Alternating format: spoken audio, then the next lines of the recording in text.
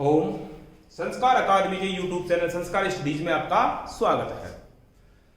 मैंने आपको बताया कि हम चक्रवर्ती ब्याज के प्रश्नों में चल रहे थे। अब ये जो प्रश्न है वो चक्रवर्ती ब्याज और सरल ब्याज दोनों का है। चक्रवर्ती ब्याज और सरल ब्याज दोनों का है। तो यहाँ प्रश्न ये है, ध्यान से देखिए, आपका रामबाण साबित होगा चक्रवर्ती ब्याज और सरल ब्याज के प्रश्नों में कंबाइंड में। किसी धन पर दूसरे वर्ष का साधारण ब्याज 800 रुपए तथा दूसरे वर्ष का चक्रवर्ती ब्याज 848 रुपए है तो धन व मूलधन होगा। तो मैंने आपको यह कहा था कि एक वर्ष का चक्रवर्ती ब्याज और एक वर्ष का सरल ब्याज समान होता है। तो एक वर्ष का, पहले वर्ष का आप लिख सकते हैं पहले वर्ष का साधारण ब्याज 800 रुपए होगा बेटा, और दूसरे वर्ष का साधारण ब्याज भी 800 ही होगा। तीसरे वर्ष का साधारण ब्याज भी 800 रुपए ही होगा। चौथे वर्ष का भी 800, और पहले वर्ष का चक्रवर्ती ब्याज भी 800 ही होगा। ये एक महत्वपूर्ण बात है। अगर दर समान है, वार्षिक है, तो एक वर्ष का चक्रवर्ती ब्याज और एक वर्ष का सरल ब्याज हमेशा समान होता है। अब ये कह रहा है कि दूसरे वर्ष का साधारण ब्याज 800 रुपए और दूसरे वर्ष का चक्रवर्ती ब्याज 848 रुपए। अब चक्रवर्ती ब्याज पर क्या होता है, ब्याज पर ब्याज लगता है। तो दूसरे वर्ष का चक्रवर्ती ब्याज है वो 848 रुपए है, और दूसरे वर्ष का सरल ब्याज क्या है, 800 रुपए, क्योंकि सरल ब्याज तो हर वर्ष का ही समान होता है। इसका मतलब हम यहां ये लगाएंगे कि दूसरे वर्ष में ये 48 रुपए जो एक्स्ट्रा आए हैं ये 800 रुपए पर आए हैं। जो 48 रुपए एक्स्ट्रा आए हैं वो किस पर आए हैं, 800 रुपए पर आए हैं। तो दर आ जाएगी किस हिसाब से ब्याज लगा, तो यहां मूलधन ये और ब्याज ये 48 रुपए। तो आप ऐसा ही बराबर पीटीआर में रख दीजिए आराम से चाय पीते पीते और इसको हल करिए।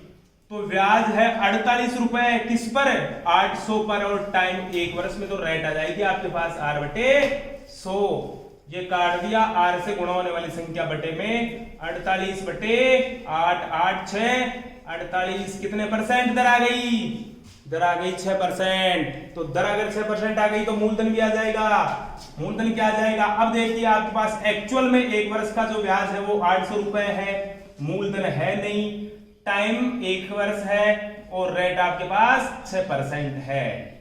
रेट आपके पास क्या, सॉरी 800 रुपए है ना, 800 रुपए मूलधन है, सो 800 रुपए ब्याज है, साधारण ब्याज 800 रुपए है, और एक वर्ष का मूलधन आपको ज्ञात करना है, दर आपके पास 6 है।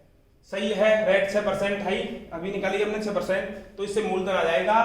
तो मूलधन कितना हो जाएगा, P बराबर 8 और ये 000 बटे 6।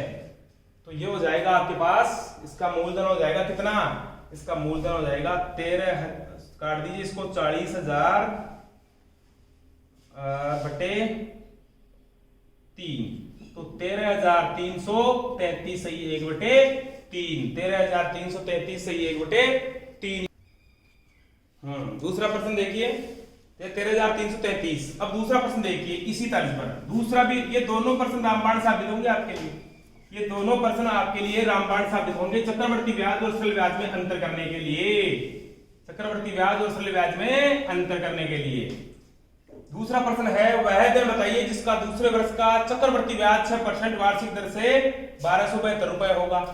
तो 1272 रुपए दूसरे वर्ष का चक्रवर्ती ब्याज है। ध्यान रखिए, अगर पहले वर्ष का चक्रवर्ती ब्याज तो आपको सरल ब्याज ही मानना है, अभी बताया हमने। दूसरे वर्ष का देता है, जैसे दूसरे वर्ष का चक्रवर्ती ब्याज 848 आया था इस प्रश्न में, और दर अपने पास 6% अपन ने निकाली थी, तो 6 तो 106 कर देना आप इंटू 100। पहले वर्ष का चक्रवर्ती ब्याज या मूल पहले वर्ष का सरल ब्याज आ जाएगा, इसको काट दे 8 बार, 8 से 48, 800 रुपए आ गया, देख लो।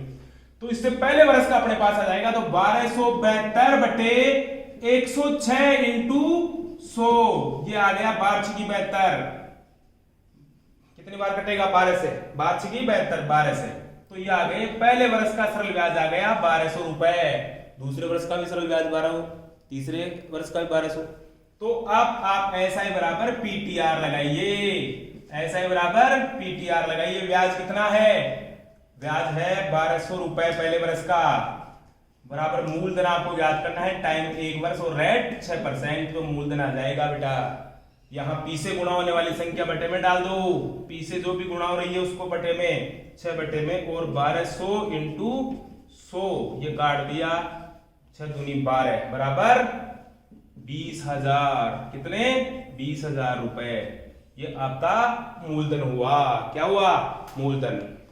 तो ये प्रश्न, ये टॉपिक आपके लिए इसका रामबाण साबित होगा। ठीक है, धन्यवाद।